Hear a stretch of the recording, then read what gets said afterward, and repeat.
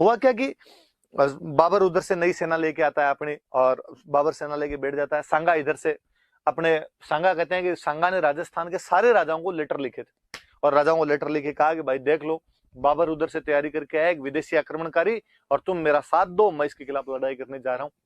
सबने कहा कि हाँ हम भी तेरे साथ तैयार है, तुम अपने कर लड़ाई, हम आ जाएंगे तेरे साथ के अंदर। तो राजस्थान के सारे राजाओं ने अपनी सेना भेजी थी। कहते हैं उसने लेटर लिख के बुलवाया था सबको। तो लेटर लिख के बुलवाने को अपने राजस्थानी में एक टर्म बोलते हैं पाती परवन। तो कोई पूछे पाती का मतलब लेटर, परवन मतलब भेजना। तो कोई पूछे कौन से राजा ने लेटर भेज के साथियों को सहायता के लिए बुलाया था, तो सांगा ने बुलवाया था। कौन से युद्ध से पहले, तो खानवा के युद्ध से पहले बुलवाया था उसने। इस व्यवस्था क्या बोलते हैं, तो इस व्यवस्था को पाती परवन कहते हैं। ये तो इधर से सांगा की तैयारी। उधर से बाबर अपने क्या बातें कर रहा है। बाबर को भी पता था शक्तिशाली शत्रु है। बाबर ने अपनी एकदम तैयारियां वरियां करने शुरू की। बाबर के पास में तोपें थी। भारत में सबसे पहले कोई तोपों का यूज करना शुरू करता है, कैनन्स, तो बाबर ही था। बारूद का प्रयोग बाबर ही करना शुरू करता है। उसके बाद तोपें वगैरह थे, उसने तोपें वगैरह अपनी लगवानी शुरू की। अपने सैनिक जो घायल हो गए थे उनको सही करवाना शुरू किया, और अपनी तैयारियां करी। लेकिन भाई बाबर की सेना कम थी और सांगा की सेना थोड़ी ज्यादा थी।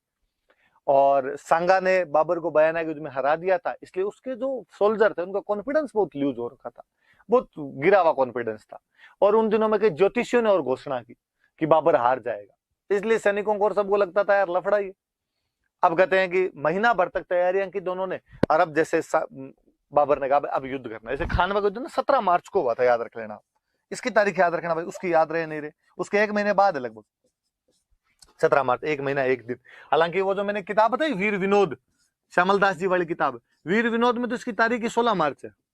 तो आपको कोई स्पेसिफिक पूछ ले कि वीर विनोद में खानवा युद्ध की क्या तारीख है, तब तो 16 मार्च बता देना। और अन्यथा यूं पूछे खानवा युद्ध कब हुआ था, तो 17 मार्च, 17 मार्च 1527 को हुआ था। और बाबर ने अपने सैनिक वैनिक तैयार किए, तोपे वोपे लगाई, और बाबर ने एक दिन अपने सैनिकों को भाषण दिया। और बाबर ने कहा भाई कल अपने लड़ाई करेंगे। और सैनिकों ने मना कर दिया। सैनिकों ने कहा नहीं भाई हम तो लड़ाई नहीं करेंगे। क्यों लड़ाई नहीं करोगे? उसने कहा क्यों नहीं करोगे? एक तो इसने थोड़े दिन पहले बयाना के युद्ध के अंदर अपने को भगा भगा के मारा, और फिर हमने सुना है ऐसा मुसलमान राजाओं की गुप्तचर व्यवस्था बहुत अच्छी थी, स्पाई बहुत अच्छे हुआ करते, सारी न्यूज ला के देते थे। तो पता चला, उनका हमने सुना है कि एक तो सांगा की सेना वैसे ही बहुत बड़ी है, फिर सांगा के बारे में और सुना है कि इसने आज दिन तक जिससे भी लड़ाई की है उसको रौंद के रख दिया, बींद के रख दिया इसने। फिर हमने और सुना है कि इस आदमी के एक आंख नहीं है, एक पैर से ये लंगड़ा है, एक इसके हाथ नहीं है।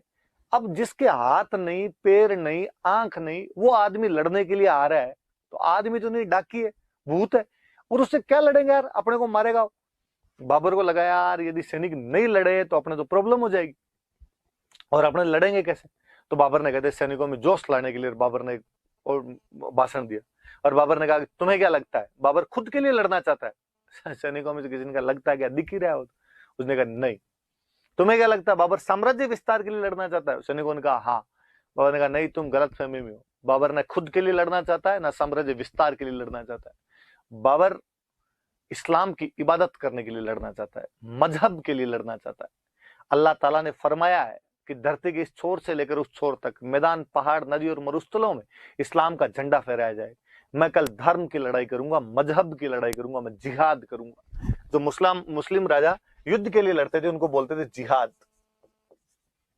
मैं कल जिहाद करूंगा, और आप में से जो कोई मेरे साथ लड़ना चाहता है वो आ जाए, यदि नहीं लड़ना चाहता तो चला जाए। कोई भी नहीं आएगा तो कल बाबर अकेला लड़ेगा, और यदि मैं जीत गया तो मैं गाजी बन जाऊंगा। वे योद्धा जो बिना पैसे के धर्म के लिए लड़ते थे उनको बोलते थे गाजी। और यदि मैं मर गया तो मैं शहीद कहलाऊंगा, और जन्नत में बेहतर हुरें मेरा इंतजार करेगी।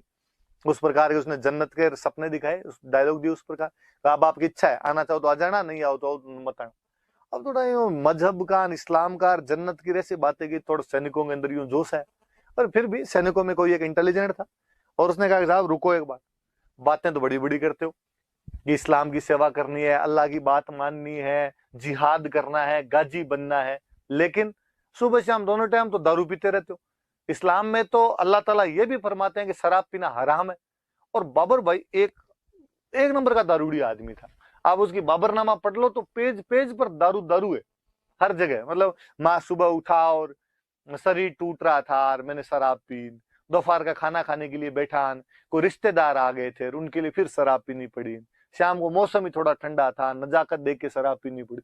हर जगह वो दारू की बातें करता है, दारूड़ी है, सारे दिन तो दारू पीता रहता है, और तू अब इस्लाम की बातें सिखाएगा।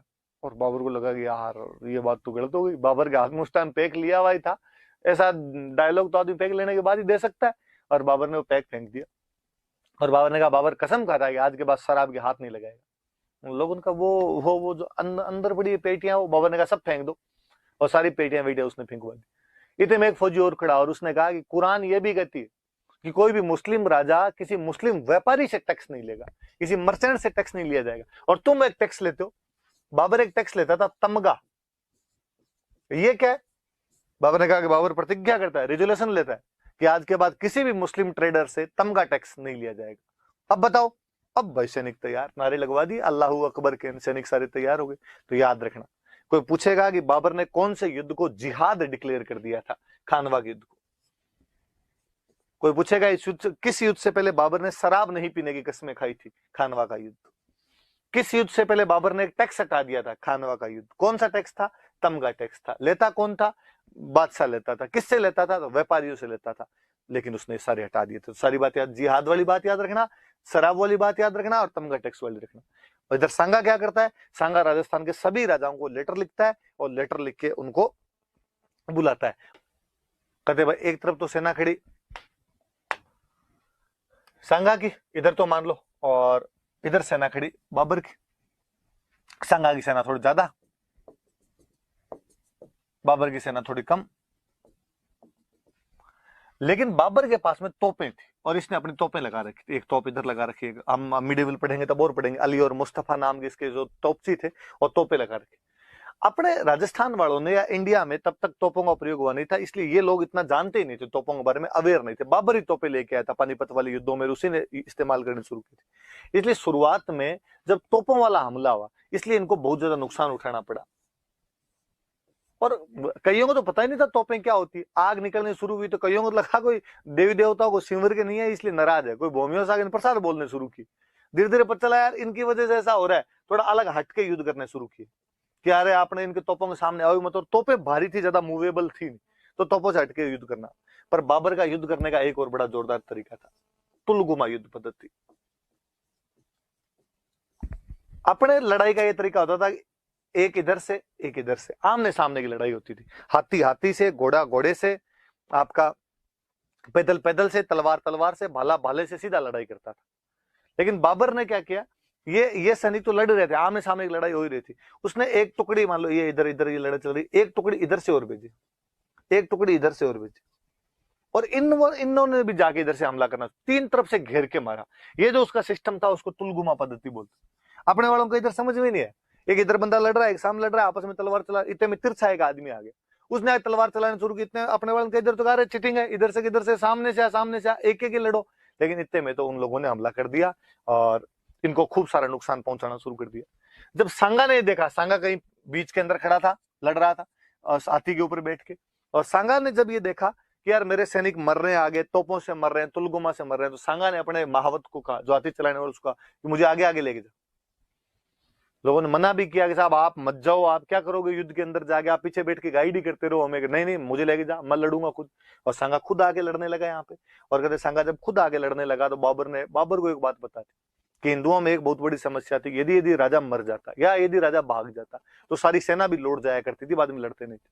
राजा मर गया तो कहा बस भाई अब जाओ, राजा छोड़ो। यहाँ तो ये सिस्टम था कि मान लो वागड़ वाला उदय सिंह अपने 5000 आदमी लेके खड़ा है, और यदि उदय सिंह लड़ाई की शुरुआत में मर गया तो 5000 आदमी बाहर निकल जाए।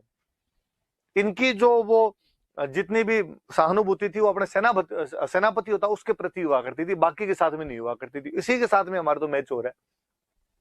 तो वो सैनिक निकल गए भाई, सारे के सारे बाहर निकल गए। तो अब सांगा आ गया है यार, सांगा ने आके लड़ाई करनी शुरू की। बाबर को ये बात पता थी, बाबर ने अपने सैनिकों को अपना जो केवल सांगा टारगेट होना चाहिए, इस पे मारो जितने तीर मार सकते हो।